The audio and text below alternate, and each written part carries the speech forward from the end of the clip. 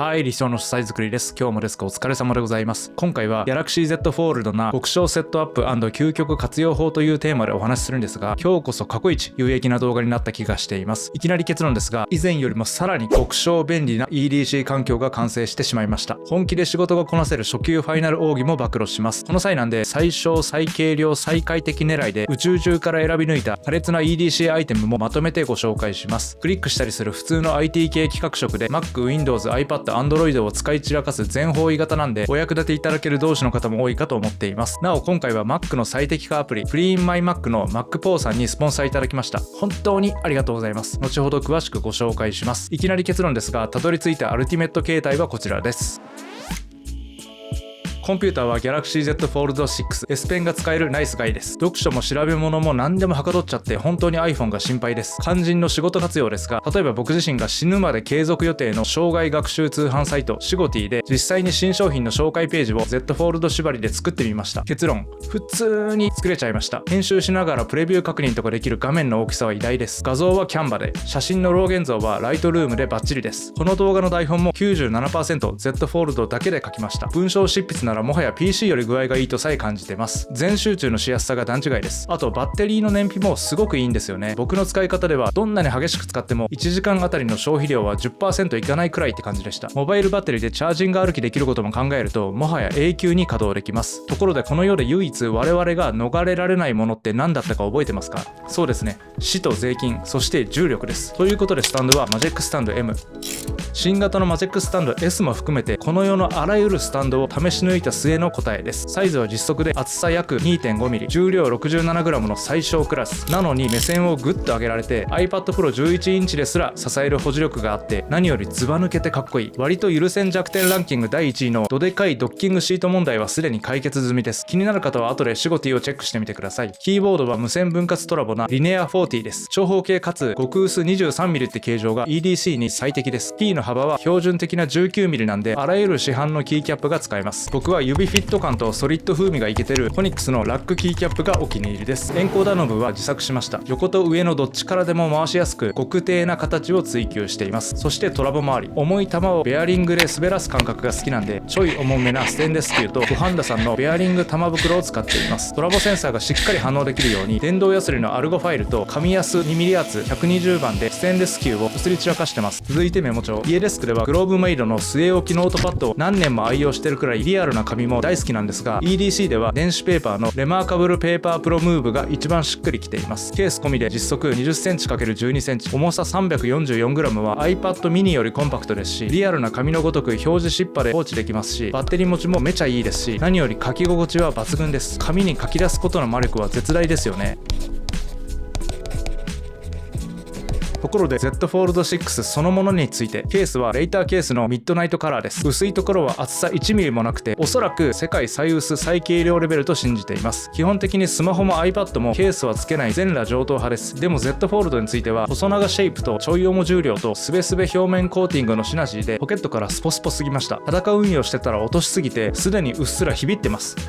死にたい。今はレイターケースで全体的に摩擦係数マシマシにできてすごく助かっています。続いてリングストラップ。電車バスでのスタンディング読書とか地図見ながら歩きとかで小指をペロッと引っ掛けとく用なんですが、とんでもなく有益です。落としたら嫌だなーっていう陰湿な潜在ストレスから解放されて脳みそパフォーマンスがうなぎ登ります。さらにいい点がこの小ささです。完全つけっぱ放置プレイができます。ここが脱着前提の巨大マグセーフ系アクセサリーと根本的に異なります。リングをつなぎ止めるホルダー、この薄い板切れのことです。それは何でもいいやんってお考えの同士の方も多いかもしれません。何でもよくないです。理想の書斎作りははちみつクリエイト社のストラッパーチタニウムのロングアームを第一候補にすべきってポジションを取っています。理由は3つです。1つ目、 0.3mm なトップレベルの薄さ。薄いほどあらゆる干渉リスクが減りますし、ケースの選択肢ももちろん増えます。2つ目、ケーブルの突き刺しやすさ。僕もチタンを磨いて成形を立ててる身なのでよくわかるんですが、極薄チタン製のアームがしかも長さ 10mm もあるんで圧倒的なしなりしろを稼げるわけです。最後に3つ目、理想の書書サイ作り調べによると、はちみつクリエイト社のストラッパーは外付けストラップホールのパイオニア的存在と思われます。でも権利関係手続き的なサムシングでケアレスミスを犯しちゃって、市場は類似品で溢れ返る地獄絵図になったとさ。逆にかっこよすぎます。だからこそ我々オタクは我が国ジャパンのうっかり中小企業の確かな品をチョイスする。これぞ意図おかしです。分かってます。そろそろ MacBook でよくねってコメント仕掛けてますよね。10秒だけ僕に時間をください。手元のマジックスタンド付き MacBook Pro 14インチとスマホの Z Fold 6は合わせて実測 2012g。 片や Z Fold 単体で勝負するならリネア40とマジックスタンド M と合わせて 593g です。ここで意識したいのが、現代人にとってのスマホはもはや臓器、軽量における風体補正が必要です。よってもろもろ込みの Z Fold 分の 265g を各項から差し引くと MacBook セットは 1747g、 Z Fold セットは 328g になります。つまり MacBook セットの方が 5.33 倍、四捨五入すると10倍も重いのです。いいですか、10倍です。数字は嘘をつきません。さすがに Z Fold でよくねってなりますよね。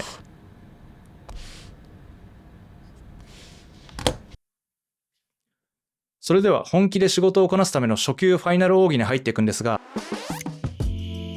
はじめに大切な考え方に触れておきます。多分肝はこれと思います。メインのフル盛り快適環境と極小 EDC 環境の間に段差を作らないことです。例えばキーボード、家用モナ2と EDC 用リネア40ですが、キー数やトラボ位置はほぼ同じで、設定ソフトウェア ZMK の使い方もほぼ同じで、共用しても実は混乱はほとんどなかったりします。ソフト面ならそもそも Web ブラウザの中で動くものを使う、あるいは全 OS 対応のアプリを選ぶ。例えばテキストメモアプリの Simple Note や App Note は Mac でも Windows でも iPad でも Android でも同じノリで使います。この作業環境の連続性を抑えておけば、外で気分よく叩き台を作る、家の Mac で真面目に仕上げる、この流れが一気に加速するんです。つまり EDC デスカツでイキリ散らかせるのも母艦の Mac に絶対的な信頼があるからってことになります。ということで Mac のメンテ最適化アプリ Clean My Mac を紹介させてください。スポンサーいただいてますが、そもそも案件とか関係なくすでに4年以上自腹で使い続けてきた愛用アプリとなっています。ここに集いし同士の方には激烈に刺さるはずです。だって我々って PC のメンテ掃除には1ミリも興味ないくせにサクサク動かないのは死ぬほど許せんですよね。ズバリ Mac を快適に保つのは Clean My Mac にまるっと外注すればいいんです。動作が重い、なんかおかしいって時にありがちなのはストレージがパンパンだったり、ファイルの残りカスとか常駐の偽りとか、そういう地味なのが悪さしてるってパターンですが、自分で調べてちまちま突破する暇があるなら1秒でも多く寝たいわけです。そこでスマートケア、全部お任せでまるっとお掃除できます。正直これだけでだいぶ助かるんですが、僕の場合はさらにアプリの完全抹消アンインストールとか、最近使ってないアプリのあぶり出しとかにも重宝しています。何より UI が秀逸です。見てください、この動き。 Mac やでーって言いたくなります。あとこのビジュアル、スペースレンズっていうファイル容量をバブルの大きさで見える化してくれるやつです。ビジネスなら上位 20% の重要顧客に集中、 SNS ならお手軽 X に逃げずにちゃんと YouTube ロング動画を出す、筋トレならスクワット、自己啓発ならナポレオンヒル、ストレージを開けるなら大きく食ってるところから一刀両断削除です。さらに最近クラウドまで同じノリで整理できる機能が追加されてました。上位のプラスプランで使えるクラウドクリーンナップを発動すると iCloud、Google ドライブ、OneDrive、Dropbox の中もスペースレンズ的な表示でお掃除できます。僕の場合この動画を作りながら Dropbox の無駄ファイルを1テラ分も処分してやりました。ビジュアライズされると削除圧が違います。そして最重要論点、信頼できるのかについて。まず Clean My Mac は App Store 版もあるんでベースの安心感があります。あと僕自身の価値観で言うと、物選びは時の洗礼をくぐってるかを重視するんですが、その点開発元の Mac 社は2008年からかれこれ17年以上の大ベテラン選手です。実際に M1MacBook Air では動画編集時に散々救われまくってきましたし、現在のメイン PC M1MaxMacBook Pro は3年半使ってももっさり感ゼロ。きっと Clean My Mac のおかげやでって信じるよう自分を訓練しています。だって他に何もメンテしてないんで。とにかく我々子育て労働者は猛烈に忙しい。よって Mac のご機嫌取りは潔く外注しちゃうのありと思います。ひねり出した時間でキーボードの打鍵音を32ビットフロート録音して聞き比べたり、デスクライトの色を3500ケルビンにするか3600ケルビンにするか小1時間悩んだり、 3D プリントの積層痕を最初から最後までねっとり男らしく監視してやりましょう。人は導くもの、ジムは処理するもの、Mac メンテは外注するものなんで、俺もスッキリするぜって同士の方は概要欄のリンクからアクセスしてコードファンタスティックを使ってみてください。 20% オフになる上に7日間の無料トライアルもついてきます。すみません、やっと準備が整いました。それではこの動画の革新、初級ファイナル奥義&究極アイテム紹介に突入していきます。今回は全 OS 対応型キーマップの作り方、Z フォールドを Mac みたいに操縦する方法、全てをこなす究極形態を紹介させてください。オメガポイントを炸裂させて超越的自我に至れると嬉しいです。では早速全 OS 対応型キーマップの作り方なんですが、ここから数分は若干めんどくさいチュートリアル的な話が続くんで、そんなのどうでもいいからさっさとカバンの中身アイテムを紹介してって方は、画面下の赤い再生バーとか概要欄の目次から次のパートまで一気にスキップしちゃってください。ちゃんとスキップしましたね。そもそもなぜわざわざキーボードを全 OS 対応にする必要があるかですが、特徴 EDC 導には節操なきデバイスの切り替えアビリティが求められるからです。それでは聞いてください。理想の素材作りで嘘つき、どうぞ。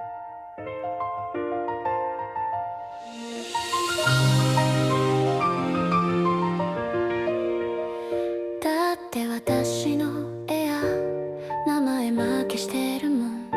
ずっとこの iPhone 折りたためないままだもん。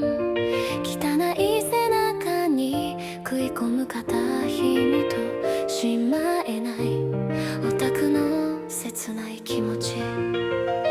だったら好み投げちゃえテクイ Windows の迷宮。ねっとりこの際味見しちゃえ奔放な Android の自由。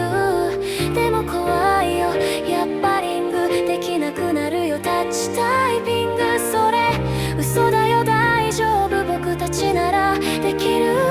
これからは同じ指でコピーして同じ指でペーストして同じ指でかな変換できるかな。同じ指でカットして同じ指でアンドゥしてやっぱりリドでわけわからなくなったりして同じ指でスクショして同じ指でセーブして同じ指でタブを切り替えてやろうかい。同じ指でエンターして同じ指でデリートして同じ指でミッションをコントロール。たった一つの筋肉記憶で全ての世界を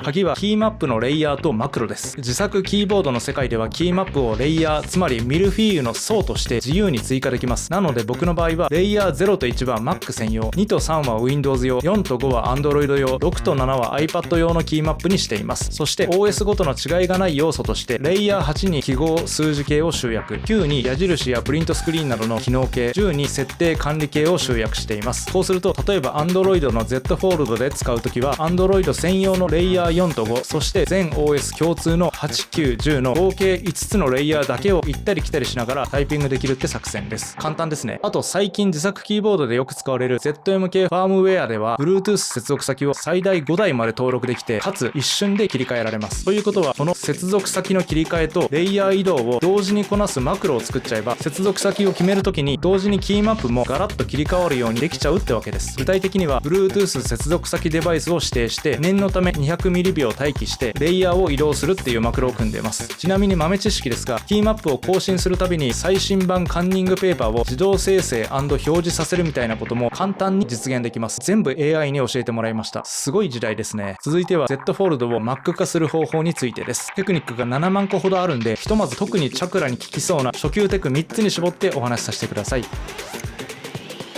1つ目はミッションコントロール風にする方法です。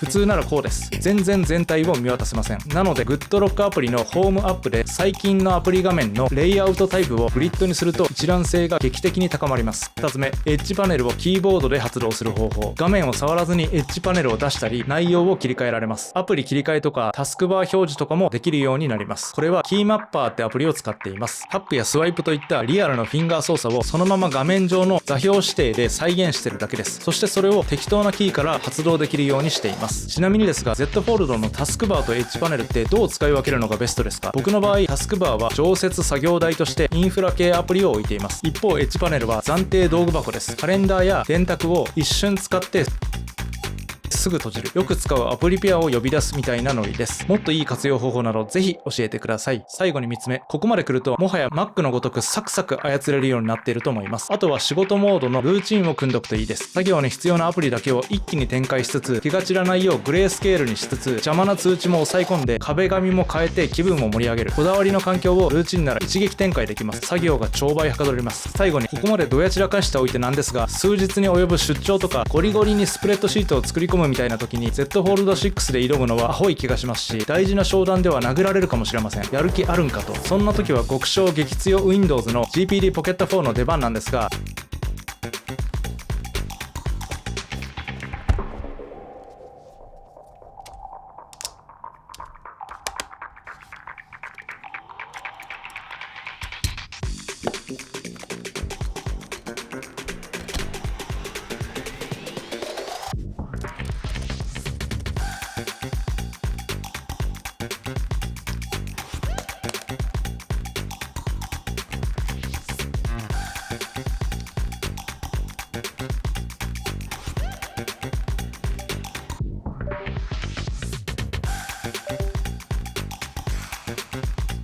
現時点でおそらく世界最強にして最小のデュアルモニター Windows 環境の完成です。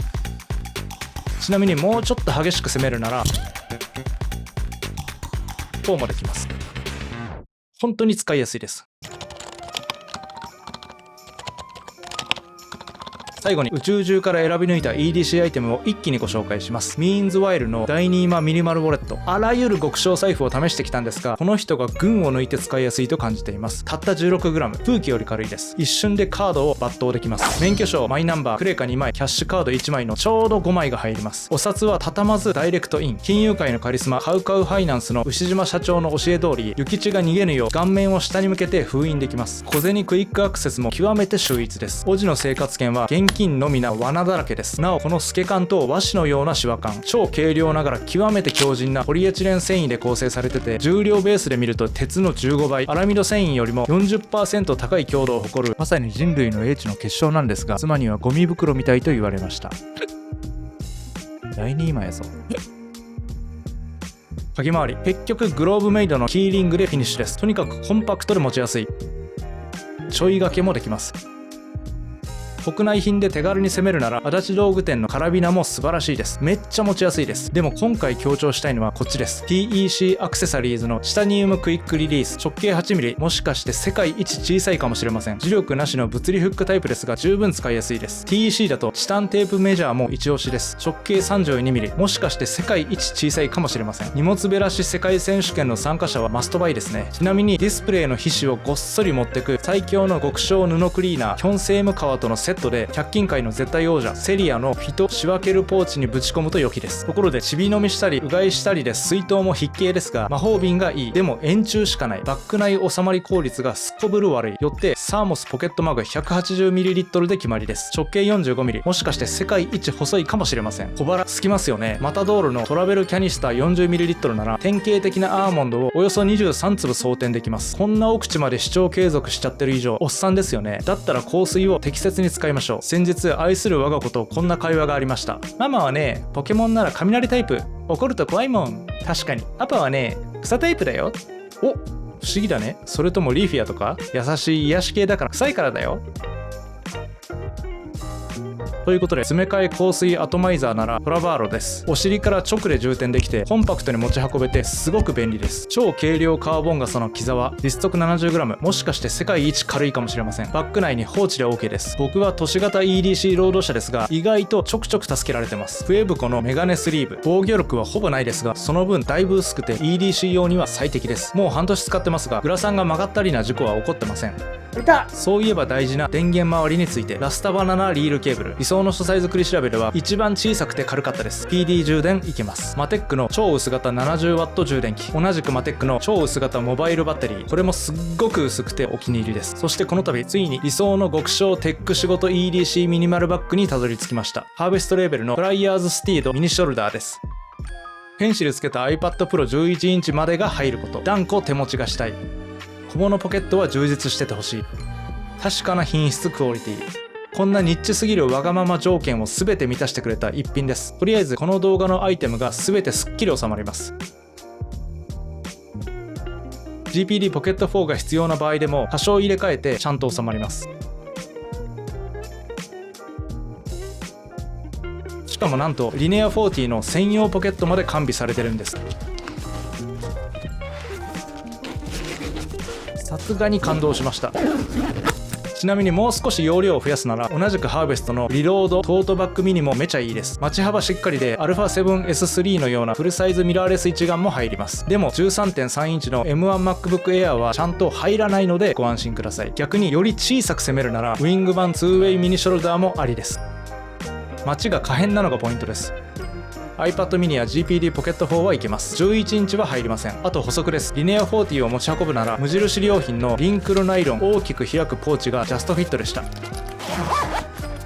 最後にカメラ問題。毎日持ち運びたいけど最小 EDC とは両立できない。よってシグマ FPL を肩掛けに落ち着いています。レンズはオクトレンダーウルトロン 75mmF1.9 が特にお気に入りです。いくつか比べた中で最も軽量だったドイツノボフレック社のマウントアダプターを使っています。フルサイズの画角 75mm で実測 770g はトップクラスに軽いですし、ソニーの小型機 α7C2 に 50mmF1.4GM をつけたものと比べてもこんなにちっこくなります。最高です。